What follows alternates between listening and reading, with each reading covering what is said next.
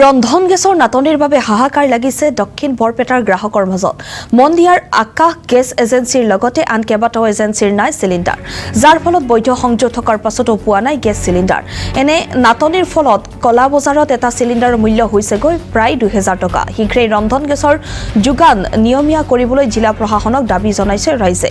উল্লেখ কৰিছো, ৰন্ধন গেছৰ নাটনি অব্যাহত আছে ৰাজ্যৰ প্ৰান্তে প্ৰান্তে ৰন্ধন গেছৰ নাটনিৰ বাবে এতিয়া হাহাকাৰ লাগিছে আৰু দক্ষিণ বৰপেটাতো গ্ৰাহকৰ মাজত এতিয়া হাহাকাৰময় পৰিৱেশ।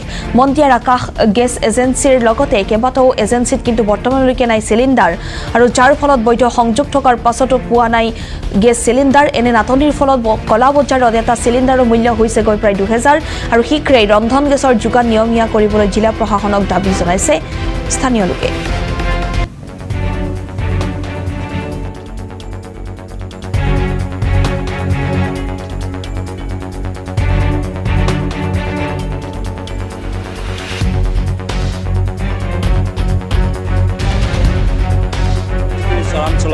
চৰাঞ্চলত যথেষ্ট পৰিমাণে LPG গেছৰ ক্ৰাইচিছ হৈ আছে। কেৱল চৰাঞ্চল বুলিয়ে নহয়, গোৱালপাৰা জিলাৰ শিমলিতলা, কামৰূপ জিলাৰ নগৰবেৰা আদি ঠাইতো যথেষ্ট ক্ৰাইচিছ হৈছে আৰু যাৰ ফলত যিসকল এজেণ্ট আছে, এজেণ্টসমূহেও গেছসমূহৰ দাম বৃদ্ধি কৰিছে। ১৫০০ৰ পৰা ২০০০ৰ ভিতৰত কিনিব লগা হৈছে গ্ৰাহকে, আৰু এইলৈ গ্ৰাহকৰ মাজত বা সাধাৰণ শ্ৰেণীৰ মানুহৰ মাজত যথেষ্ট প্ৰভাৱ পৰিছে। নাই, এভেইলেবল নাই। ছাপ্লাই নাই কাৰণেই মানে দামটোও এজেণ্টসকলে সুযোগ পাই বৃদ্ধি কৰিছে। আৰু মই নিজেও যোৱা ৩ দিনমান আগত ১৬০০ টকা দি কিনি লৈছোঁ। বিশেষকৈ আমাৰ এই বৰপেটা জিলাৰ দক্ষিণ পাৰৰ যিখিনি চৰাঞ্চল আছে, চৰাঞ্চলত যথেষ্ট পৰিমাণে LPG গেছৰ ক্ৰাইচিছ হৈ আছে।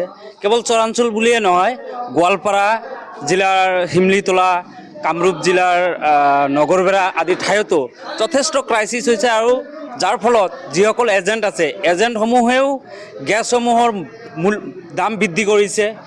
১৫০০ৰ পৰা ২০০০ৰ ভিতৰত কিনিব লগা হৈছে গ্ৰাহকে, আৰু এইলৈ গ্ৰাহকৰ মাজত বা সাধাৰণ শ্ৰেণীৰ মানুহৰ মাজত যথেষ্ট প্ৰভাৱ পৰিছে। নাই, এভেইলেবল নাই। ছাপ্লাই নাই কাৰণেই মানে দামটোও এজেণ্টসকলে সুযোগ পাই বৃদ্ধি কৰিছে। আৰু মই নিজেও যোৱা ৩ দিনমান আগত ১৬০০ টকা দি কিনি লৈছোঁ। বিশেষকৈ আমাৰ এই বৰপেটা জিলাৰ দক্ষিণ পাৰৰ যিখিনি চৰাঞ্চল আছে, চৰাঞ্চলত যথেষ্ট পৰিমাণে LPG গেছৰ ক্ৰাইচিছ হৈ আছে। কেৱল চৰাঞ্চল বুলিয়ে নহয়, গোৱালপাৰা জিলাৰ শিমলিতলা, কামৰূপ জিলাৰ নগৰবেৰা আদি ঠাইতো যথেষ্ট ক্ৰাইচিছ হৈছে।